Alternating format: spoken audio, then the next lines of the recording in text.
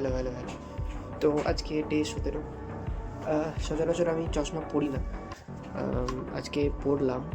চশমা প্রয়োজন হয় মাঝে মাঝে, যখন মাথাটা প্রচণ্ড ব্যথা করে তখন চশমার প্রয়োজন হয়। তো চশমাটা পরেছি। তো আজকের টপিক কী হতে পারে? আজকের টপিক চশমা। ভাই, চশমা নিয়ে একটা গল্প আছে। এই চশমাটা আমি ভাই আমার জন্য কিনেছিলাম। আমার প্রচণ্ড মাথা ব্যথা হয়, ঠিক আছে? মাঝে মাঝে রোদে বেরোলে বা অনেকক্ষণ ধরে যদি পড়তে থাকি তখন আমার মাথার প্রচণ্ড ব্যথা। তো একদিন আমি গেলাম, লেন্স কার্টে গেলাম আর কি।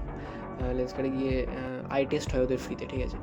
আই টেস্ট করার পর আমাকে ওরা এটা রেকমেন্ড করলো যে হ্যাঁ, এই চশমাটা নিলে আপনার মোটামুটি ঠিক আছে, সব অল গুড হবে, কোনো অসুবিধা হবে না, চোখের ব্যথাটাও কমে যাবে, মাথার ব্যথাটাও কমে যাবে এবং চোখের যে একটা টনটন ভাব থাকে সেটাও হবে না।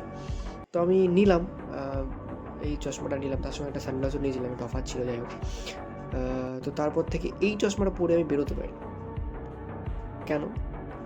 এই স্টাইল মারার জন্য কিনেছিস, এই তুই এটার জন্য কিনেছিস, এই তুই স্টাইল মারার জন্য কিনেছিস, এরকম তো পাওয়ার চশমা হয় না।